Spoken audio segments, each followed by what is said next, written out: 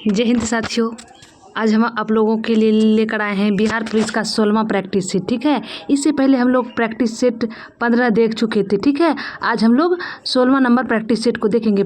ठीक है फ्रेंड्स, देखिए जो भी हमारे चैनल पर पहली बार आए हैं वो चैनल को सब्सक्राइब कर लीजिएगा। और यदि हमारी प्रैक्टिस सेट को पहली बार भी देख रहे हैं तो इससे पहले प्लेलिस्ट बना हुआ है हमारे चैनल पर, और जाकर आप लोग उस वीडियो को भी देख सकते हैं, क्योंकि हर प्रैक्टिस सेट बहुत ही महत्वपूर्ण है।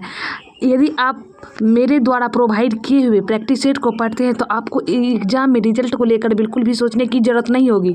ठीक है, थोड़ा थोड़ा आप मैथ पर ध्यान दे सकते हैं, क्योंकि 10 क्वेश्चन मैथ से भी पूछा जाता है और रीजनिंग से बहुत ही हल्का सवाल होता है। ठीक है, जिसे आप आसानी से बना देंगे। मैथ और रीजनिंग पर थोड़ा आप ध्यान देंगे, इधर तो हम सारा कुछ करवाएंगे ही। ठीक है, एग्ज़ाम से कुछ दिन पहले फ्रेंड्स होगा तो बीच में ही भी हम हिंदी का मात्र 5 प्रैक्टिस सेट लाएंगे, उसमें सारा हिंदी का क्वेश्चन कवर हो जाएगा। ठीक है, उससे बाहर जाने की संभावना नहीं रहेगी बिल्कुल भी। तो चलिए शुरू करते हैं आज का पहला क्वेश्चन। पहला क्वेश्चन है, वर्ष 1798 में लॉर्ड बेलेसली नहीं होगा, लॉर्ड बेलेजली होगा। लॉर्ड बेलेजली द्वारा प्रस्तावित सहायक संधि को स्वीकार करने वाला सबसे पहला भारतीय शासक कौन रहा है? तो देखिए फ्रेंड्स, वर्ष 1798 ईस्वी में लॉर्ड बेलेजली द्वारा प्रस्तावक सहायक संधि को स्वीकार करने वाला प्रथम शासक जो थे वो हैदराबाद के निजाम थे। कौन थे? सहायक संधि को स्वीकार करने वाला प्रथम शासक, तो प्रथम शासक थे सहायक संधि को स्वीकार करने वाले हैदराबाद का निजाम। ठीक है, लॉर्ड बेलेजली के द्वारा सहायक संधि चलाई गई थी। ठीक है फ्रेंड्स, इस बात को आपको याद रखना है। तो चलिए चलते हैं अगले क्वेश्चन की ओर। देखिए अगला क्वेश्चन कह रहा है, सिख गुरु ने फारसी में जफरनामा लिखा था। किस सिख गुरु ने फारसी में जफरनामा लिखा था? तो फारसी में जफरनामा गुरु गोविंद सिंह लिखे थे। कौन लिखे थे फारसी में जफरनामा? तो गुरु गोविंद सिंह लिखे थे फारसी में जफरनामा। ठीक है, तो देखिए अगला क्वेश्चन क्या कह रहा है। अगला कह रहा है, तीसरे आंग्ल मैसूर युद्ध को रोकने के लिए टीपू सुल्तान ने अंग्रेजों के साथ कौन सी संधि की? तो श्रीरंगपट्टनम की संधि की। कौन सी संधि की? तो श्रीरंगपट्टनम की संधि के तहत तीसरा आंग्ल मैसूर युद्ध समाप्त हुआ। ठीक है, किसके तहत तीसरे आंग्ल मैसूर युद्ध समाप्त हुआ? तो श्रीरंगपट्टनम की संधि के तहत तीसरा आंग्ल मैसूर युद्ध समाप्त हुआ। ठीक है, तो ऑप्शन नंबर बी करेक्ट हो जाएगा। देखिए अगला क्वेश्चन क्या कह रहा है, चौथा नंबर। प्लासी की लड़ाई 1757 में हुई थी। ठीक है, प्लासी की लड़ाई 1757 में अंग्रेजी सेना का नेतृत्व कौन किया था? देखिए फ्रेंड्स, प्लासी का जो युद्ध हुआ था वो 1757 में हुआ था। ठीक है, प्लासी और बक्सर का युद्ध ये बहुत ही महत्वपूर्ण है। बक्सर का कब हुआ था? तो बक्सर का 1764 में हुआ था। कब हुआ था बक्सर का युद्ध? तो 1764 में हुआ था। प्लासी का 1757 में हुआ था। वही प्लासी के युद्ध में अंग्रेजी सेना का नेतृत्व रॉबर्ट क्लाइव किए थे। कौन किए थे अंग्रेजी सेना का नेतृत्व प्लासी के युद्ध में? तो रॉबर्ट क्लाइव किए थे। ठीक है, इस बात को याद रखना है आपको। तो ऑप्शन नंबर ए करेक्ट हो जाएगा। देखिए अगला क्वेश्चन क्या कह रहा है। अगला क्वेश्चन कह रहा है, कुव्वत उल इस्लाम मस्जिद का निर्माण, कुव्वत उल इस्लाम मंदिर का निर्माण किसके द्वारा किया गया था? तो कुतुबुद्दीन ऐबक के द्वारा कुव्वत उल इस्लाम मस्जिद का निर्माण किया गया था। किसके द्वारा किया गया था? तो कुतुबुद्दीन ऐबक के द्वारा। ठीक है, अगला क्वेश्चन कह रहा है, तराइन की पहली लड़ाई कब हुई थी? 1191 में हुई थी। कब हुई थी तराइन की पहली लड़ाई? तो 1191 में हुई थी। कह रहा निम्नलिखित में से किसके बीच हुई थी तराइन की पहली युद्ध? तो मोहम्मद गौरी और पृथ्वीराज चौहान के बीच हुआ था। किनके बीच हुई थी तराइन की पहली लड़ाई? तो मोहम्मद गौरी और पृथ्वीराज चौहान, इन दोनों के बीच तराइन की पहली लड़ाई हुई थी। ठीक, 1191 में। देखिए अगला क्वेश्चन क्या कह रहा है। अगला कह रहा है, 323 ईस्वी पूर्व में सिकंदर महान की मृत्यु हुई थी। तो बेबीलोन में हुई थी। ठीक है, मैं यहाँ नहीं होना चाहिए। ठीक है, 323 ईसा पूर्व सिकंदर महान की मृत्यु कहाँ हुई थी? तो सिकंदर की मृत्यु 323 ईसा पूर्व बेबीलोन में हुई थी। कहाँ हुई थी फ्रेंड्स? तो बेबीलोन में सिकंदर महान की मृत्यु हुई थी। ठीक है, अगला क्वेश्चन कह रहा है, पाली ग्रंथों में गांव के मुखिया को क्या कहा जाता था?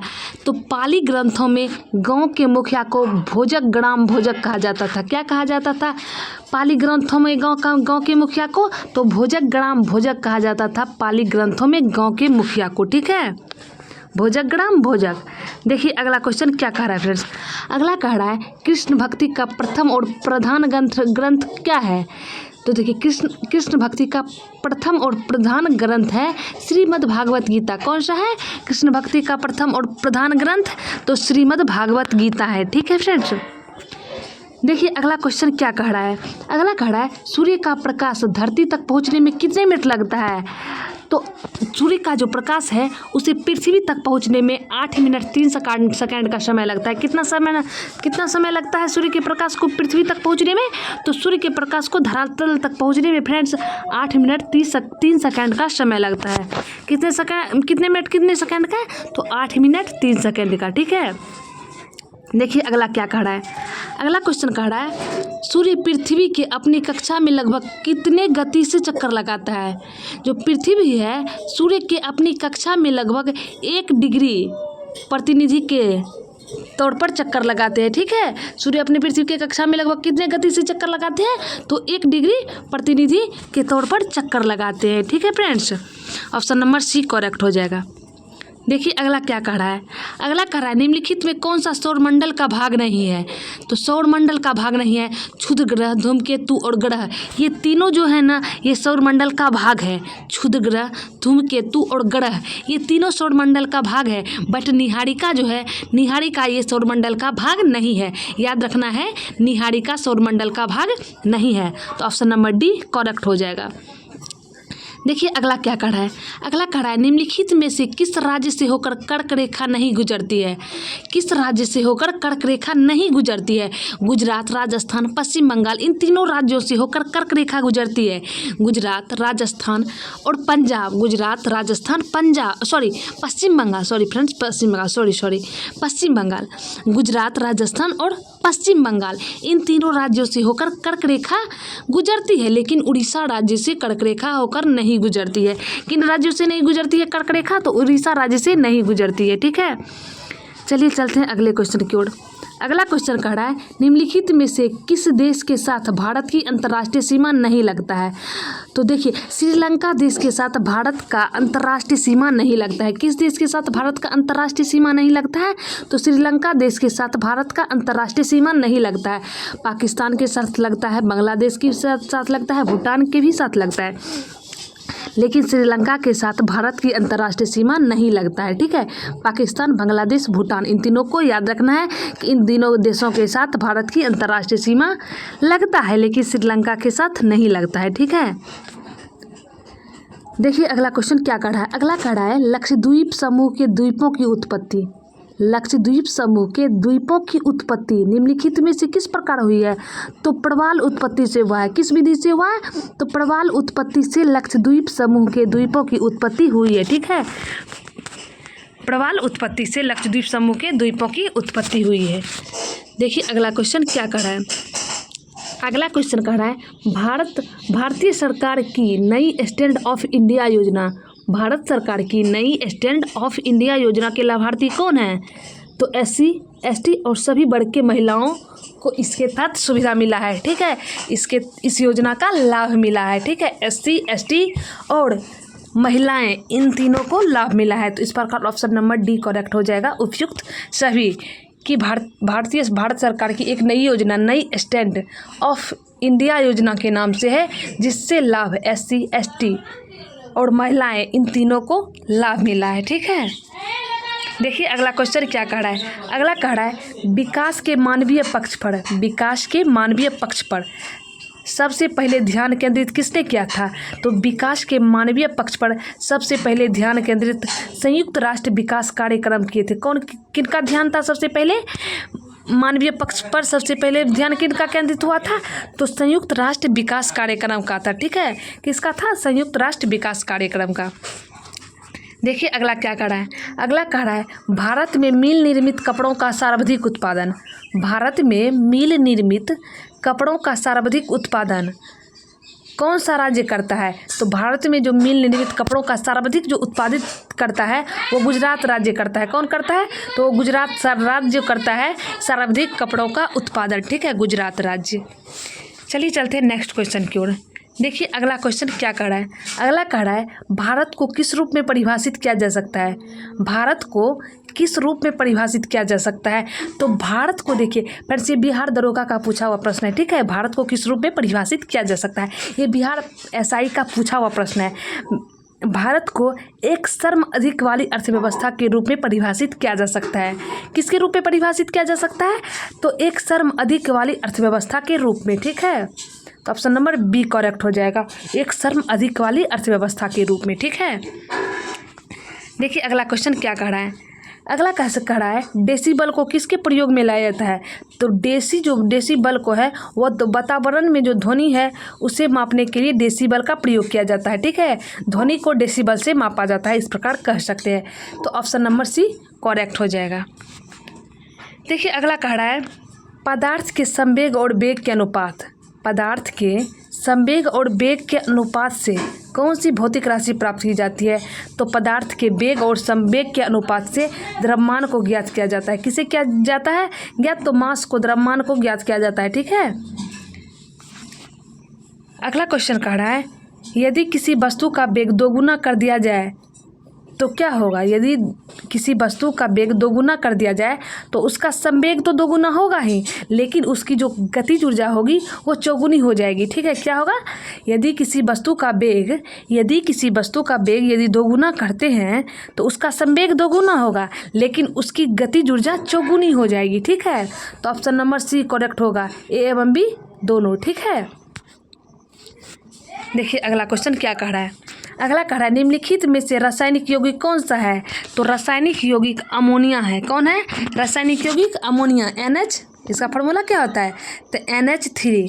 रासायनिक यौगिक कौन सा है? तो अमोनिया, याद रखना है। तो रासायनिक यौगिक अमोनिया, इसका फार्मूला NH3 होता है। देखिए अगला क्या कह रहा है। अगला कह रहा है परमाणु के नाभिक में निम्न कण होते हैं।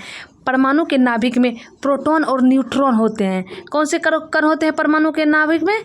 प्रोटॉन प्लस न्यूट्रॉन होते हैं, और इलेक्ट्रॉन बाहर कक्षा के बाहर चक्कर लगाता है, इलेक्ट्रॉन बाहर चक्कर लगाता है। लेकिन परमाणु के नाभिक में कौन सा कण होता है? तो प्रोटॉन और न्यूट्रॉन नाभिक में होता है, परमाणु के नाभिक में, ठीक है। देखिए अगला क्वेश्चन क्या कह रहा है। अगला कह रहा है मानव की आंत में पाई जाने वाली जीवाणु कौन सी है? तो मानव की आंत में पाए जाने वाले जीवाणु, ये बहुत ही इंपॉर्टेंट प्रश्न है, ठीक है फ्रेंड्स। मानव की आंत में पाई जाने वाली जीवाणु एस्चेरिचिया कोलाई है। कौन सा है? तो एस्चेरिचिया कोलाई है, या एस्चेरिचिया कोलाई भी कह सकते हैं। तो ऑप्शन नंबर बी करेक्ट हो जाएगा कि मानव के आंत में पाया जाने वाला जो बैक्टीरिया है, जो जीवाणु है, उसे एस्चेरिचिया कोलाई कहते हैं, एस्चेरिचिया कोलाई कहते हैं, ठीक है। देखिए अगला प्रश्न क्या कह रहा है। अगला कह रहा है द्विनाम पद्धति का अभिप्राय है। द्विनाम पद्धति का अभिप्राय है पौधों के नामों को 2 शब्दों में लिखना। उसे किस तरह लिख सकते हैं? तो वंश और जाति के तौर पर द्विनाम पद्धति को व्यक्त किया जाता है। द्विनाम पद्धति को किस तरह व्यक्त किया जाता है? वंश और जाति के आधार पर द्विनाम पद्धति को लिखा जाता है, ठीक है फ्रेंड्स। देखिए अगला क्वेश्चन क्या कह रहा है। अगला कह रहा है वायुमंडल में कार्बन डाइऑक्साइड की मात्रा की वृद्धि होने पर क्या होता है? यदि वायुमंडल में CO2 की मात्रा की वृद्धि हो जाती है तो ताप बढ़ जाता है। इस कंडीशन में ताप बढ़ जाता है। तो ऑप्शन नंबर ए करेक्ट हो जाएगा कि वायुमंडल में कार्बन डाइऑक्साइड की मात्रा की वृद्धि होने से ताप बढ़ता है, ठीक है। अगला क्वेश्चन कह रहा है भारत की प्रथम, देखिए 2 बार प्रथम टाइपिंग हो गया है, सॉरी, एक को बिटा सकते हैं आप। भारत की प्रथम महिला विदेश सचिव कौन रही है? तो चोकिला अय्यर रही है। चोकिला अय्यर रही है भारत की प्रथम विदेश सचिव, ठीक है, विदेश महिला सचिव रही है, ठीक है। चोकिला अय्यर रही है। कौन रही है? भारत की प्रथम महिला विदेश सचिव, तो चोकिला अय्यर रही है, ठीक है, महिला जो विदेश सचिव रही है, ठीक है, चोकिला अय्यर। तो ऑप्शन नंबर ए करेक्ट हो जाएगा। चलिए चलते हैं नेक्स्ट क्वेश्चन की ओर। देखिए अगला क्वेश्चन क्या कह रहा है। अगला कह रहा है भारत की नागरिकता में भारत की नागरिकता निम्न में से किस प्रकार से प्राप्त की जाती है? तो देखिए, भारत की नागरिकता लेने का बहुत आसान तरीका है, ठीक है। यदि आपका जन्म भारत में हुआ है तो आप स्वतः खुद ही नागरिक हैं। देशी क्रम विधि से भी ले सकते हैं और वंशानुगत क्रम से भी ले सकते हैं, ठीक है। यदि आप विदेशी भी हैं फ्रेंड्स, यदि आप लगातार 5 वर्षों तक भारत में रह ली हैं तो आपको भारतीय नागरिकता आसानी से मिल जाएगा, ठीक है। नहीं तो आप ऐसे जन्म से भी देशी क्रम द्वारा भी ले सकते हैं, और यदि आप वंशानुगत हैं या आपके वंशज ही भारतीय हैं तो आप तो ऑटोमेटिक भारतीय होंगे ही। तो इस प्रकार ऑप्शन नंबर डी करेक्ट हो जाएगा, ठीक है। देखिए अगला क्या कह रहा है। अगला कह रहा है किसी मामले में सर्वोच्च न्यायालय ने किसी मामले में सर्वोच्च न्यायालय अर्थात सुप्रीम कोर्ट ने संविधान के उन प्रावधानों को निरस्त किया जो मूलभूत अधिकारों पर निर्देश सिद्धांत के प्रभुत्व को मंजूरी देते हैं। तो मिनर्वा मिल्स केस में दिए हैं, ठीक है।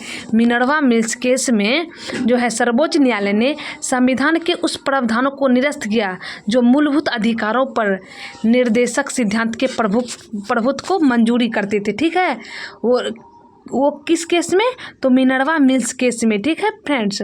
मिनर्वा मिल्स केस में जो सुप्रीम कोर्ट ने है ना, सुप्रीम कोर्ट संविधान के प्रावधानों को निरस्त करने का कोशिश किए हैं, ठीक है, मिनर्वा मिल्स केस में। इस बात को याद रखना है।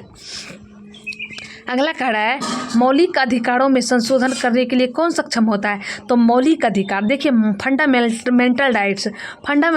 फंडामेंटल जो राइट्स होता है उसमें संसद को ही सिर्फ और सिर्फ संशोधन करने का अधिकार होता है। किसे होता है? तो सांसद को होता है मौलिक अधिकार में संशोधन करने का अधिकार। किसे होता है? सांसद को। देखिए सांसद बहुत ही बड़ा पद होता है, ठीक है फ्रेंड्स। सांसद बहुत कुछ कर सकते हैं, ठीक है। किसी देश या राज्य की सीमा में परिवर्तन करने का अधिकार सांसद को होता है, ठीक है।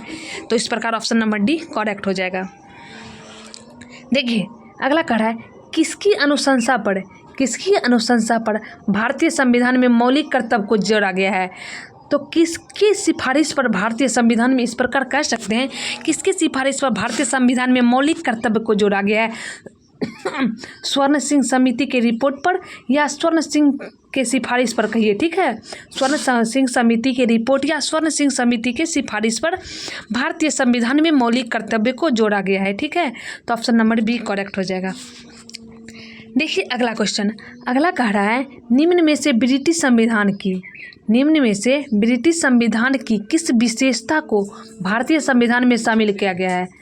तो संसदीय पद्धति की दरगाह, विधि का शासन, विधि निर्माण की प्रक्रिया, इन तीनों को ब्रिटिश संविधान से भारतीय संविधान में शामिल किया गया है, ठीक है। विधि निर्माण की प्रक्रिया, विधि का शासन, संसदीय पद्धति की दरगाह जो है, इन सभी को ब्रिटिश संविधान से भारत के संविधान में इंक्लूड किया गया है, ठीक है फ्रेंड्स। तो ऑप्शन नंबर डी करेक्ट हो जाएगा, ठीक है। देखिए अगला क्वेश्चन क्या कह रहा है। अगला कह रहा है अरुंधति राय किस पुस्तक के रचयिता हैं? अरुंधति राय की पुस्तक है the algebra of infinite justice. Infinite justice क्या है? The algebra of infinite justice इनके पुस्तक है अरुंधति राय की। कौन से हैं अरुंधति राय की पुस्तक? The algebra of infinite justice, ठीक है। देखिए अगला कह रहा है किस समय में राग भैरवी गायन सर्वाधिक उपयोग माना जाता है? तो किस समय राग भैरवी गायन जो है सर्वाधिक उपयोग माना जाता है? तो वो सुबह के समय माना जाता है। कब माना जाता है? तो सुबह के समय राग भैरवी गायन सर्वाधिक उपयोगी माना जाता है, ठीक है, मॉर्निंग के समय। देखिए अगला क्या कह रहा है। अगला कह रहा है गुदई महाराज कौन सा वाद्य यंत्र बजाते थे? तो गुदई महाराज जो हैं वो तबला बजाते थे। कौन सा वाद्य यंत्र बजाते थे? तो गुदई महाराज तबला बजाते थे। क्या बजाते थे गुदई महाराज? तो गुदई महाराज तबला बजाते थे, ठीक है, तबला। देखिए अगला क्या कह रहा है। अगला सब कह रहा है शब्द क्यों का संबंध किस खेल से है? शब्द क्यों का संबंध किससे है? तो बिलियर्ड्स से है। किससे है शब्द क्यों का संबंध?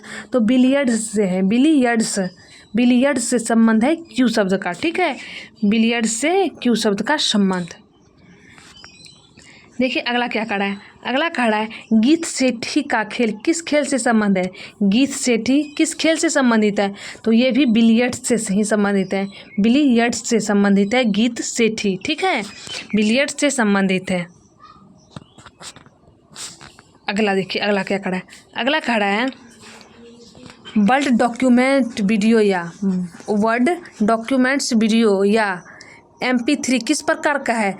तो ये जो वर्ड डॉक्यूमेंट्स वीडियो या MP3 है, ये एक प्रकार का फाइल है फ्रेंड्स। कैसे क्या है? तो ये फाइल है। वर्ड डॉक्यूमेंट्स वीडियो या MP3 एक प्रकार का फाइल है, ठीक है। देखिए अगला क्या करा है। अगला करा है सुपर कंप्यूटर का प्रयोग। सुपर कंप्यूटर का प्रयोग निम्नलिखित में से किस अनुप्रयोग के लिए किया जाता है? तो मौसम पूर्वानुमान या मौसम संबंधित जानकारी का पता लगाने के लिए सुपर कंप्यूटर का इस्तेमाल किया जाता है। तो क्या होगा फ्रेंड्स? ऑप्शन सी करेक्ट हो जाएगा, ठीक है। मौसम पूर्वानुमान अर्थात मौसम संबंधित घटनाओं को जानकारी प्राप्त करने के लिए सुपर कंप्यूटर का इस्तेमाल किया जाता है, ठीक है।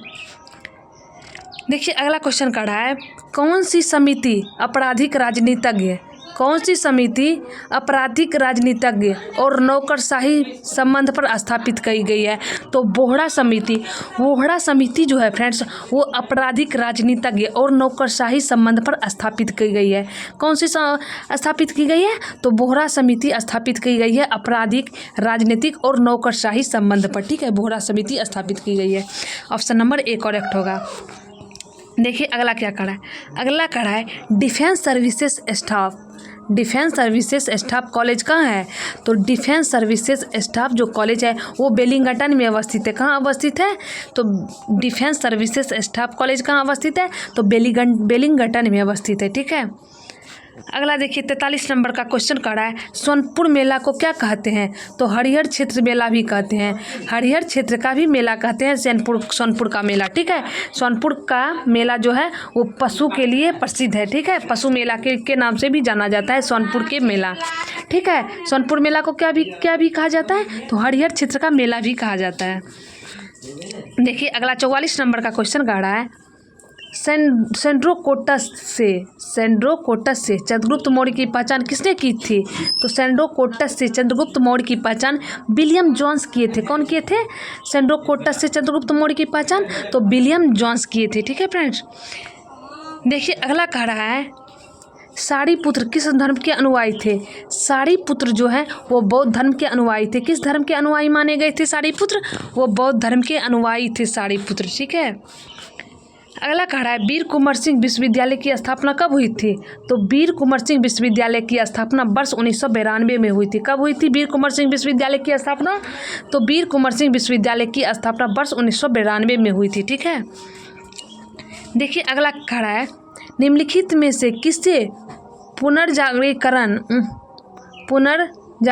के लिए 670 करोड़ का उपयोग करने के लिए कैबिनेट को मंजूरी प्रदान की? तो क्षेत्रीय ग्रामीण बैंक के लिए 670 करोड़ का उपयोग करने के लिए कैबिनेट ने मंजूरी प्रदान की है, ठीक है। पुनर्निजीकरण के लिए, ठीक है। पुनर्जीनीकरण के लिए 670 करोड़ का जो है रुपया 670 करोड़ वो कैबिनेट को मंजूरी प्रदान किया गया है क्षेत्रीय ग्रामीण बैंक को, ठीक है। देखिए अगला 48 नंबर का क्वेश्चन कह रहा है हाल ही में जीएसटी परिषद की नई दिल्ली में आयोजित बैठक में मोबाइल फ़ोन पर जीएसटी 12% से बढ़ाकर कितना कर दिया गया है? तो देखिए जीएसटी परिषद की नई बैठक हाल ही में दिल्ली में आयोजित हुआ था, ठीक है। और मोबाइल कॉन्फ्रेंस के जरिए जीएसटी को 12% से बढ़ाकर 18% कर दिया गया है, ठीक है। कितना कर दिया गया है 12% से बढ़ाकर? तो 12% से बढ़ाकर 18% कर दिया गया है, ठीक है। देखिए अगला क्वेश्चन क्या 49 नंबर का क्वेश्चन क्या कह रहा है भारतीय रिजर्व बैंक का बैंक सम्मेलन आयोजन कब से कब लागू हुआ था? भारतीय रिजर्व बैंक बैंकों का बैंक है RBI अर्थात भारतीय रिजर्व बैंक, इसलिए बैंक का बैंक कहा गया है, ठीक है। RBI को बैंकों का बैंक कहा गया है। का सम्मेलन आयोजन कब से लागू गया था? तो 1 अप्रैल 2020 से किया गया था। कब से किया गया था? तो 1 अप्रैल 2020 से भारतीय रिजर्व बैंक का सम्मेलन आयोजन लागू हुआ था 1 अप्रैल 2020 से, ठीक है। देखिए आज का लास्ट क्वेश्चन है कह रहा है अर्थ पावर 2020 कब मनाया गया था? तो अर्थ पावर 2020 28 मार्च को मनाया गया था। कब मनाया गया था अर्थ पावर 2020? तो अर्थ पावर 2020 28 मार्च को मनाया गया था, ठीक है। तो आज के लिए इतना ही, मिलते हैं नेक्स्ट प्रैक्टिस सेट में। जय हिंद, जय भारत।